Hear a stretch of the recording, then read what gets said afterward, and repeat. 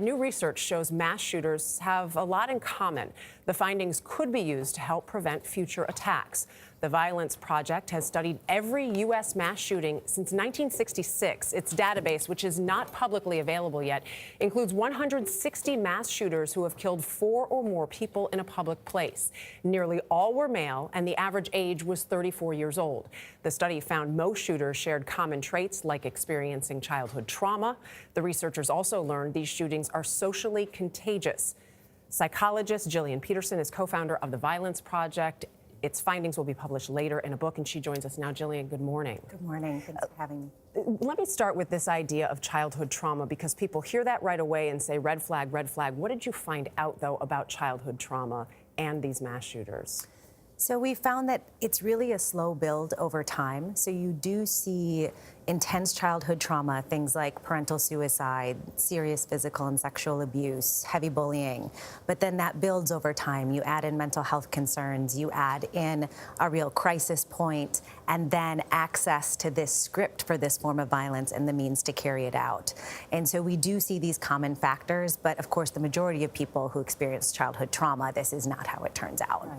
Nearly every mass shooter that you studied suffered an identifiable crisis, you say, before the shooting. Yeah, and that's something we've been really interested in terms of prevention.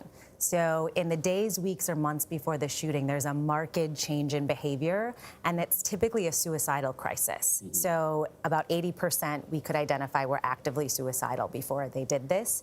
And these really are suicides in essence. They're horrific, but the shooter typically dies.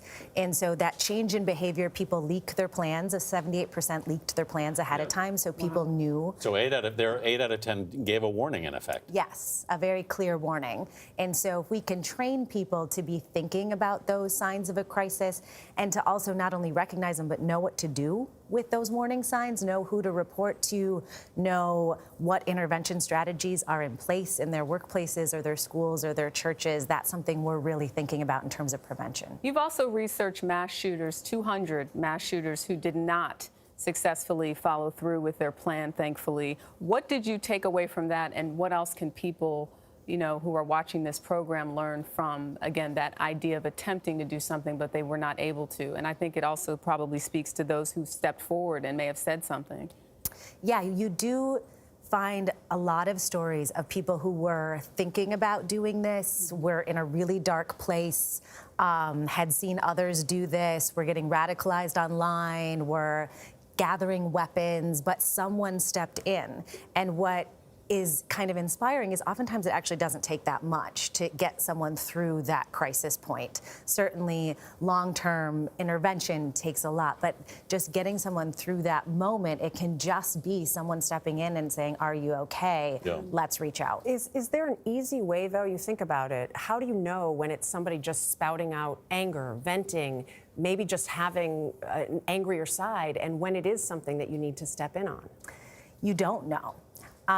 But are there signs that are different? Anything that people can draw on? Not necessarily, but what we're thinking is crisis intervention, de-escalation, suicide prevention. Those are skills that are going to be helpful in many situations. If someone's just angry, if someone is feeling suicidal, if someone's just going through a hard time, not only a mass shooting, it'll be helpful in general, but we also think it would help in terms of mass violence. 2 of them were alarming words in your report, are the socially contagious words. Yeah. We've seen that it would appear this past weekend. We've actually had 3 incidents in, 4 or 5 days? Yep. These trigger other attacks, don't they? They do. So we did find that these are socially contagious. Perpetrators study other perpetrators, and when one happens, the most concerning period of time is the week after, because there tends to be more. Yeah. People read about it online. They see the notoriety that people get. They watch these manifestos get spread. John Miller with the New York Police Department, who was here yesterday, said it's not people who suddenly plan an attack. It's people who've been thinking about it who suddenly decide now's the time to do it. Exactly. Yes, who become inspired, if you will, by seeing another one play out.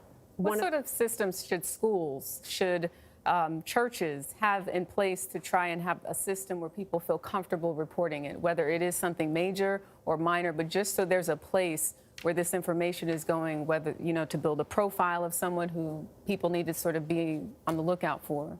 So we in schools have been talking about care teams. So rather than threat assessment teams, which feels like, someone's a threat and I need to report it and they're going to get in trouble and the police are going to get called. And I think people get scared to report things because they don't want to get people in trouble, get them fired. Right. But if we can report to a group of people who know resources and can connect people and approach it in a different way, saying, are you okay?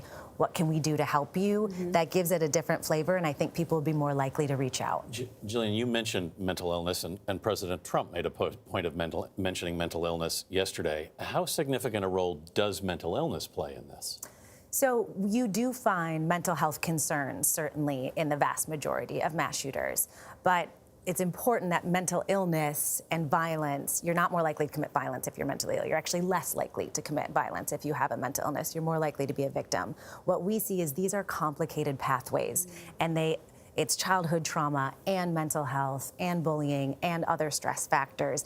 And you see this slow build over time. They're complex pathways, so picking out any one piece doesn't work. One of the stress factors that was also mentioned is video games. Is that a real factor?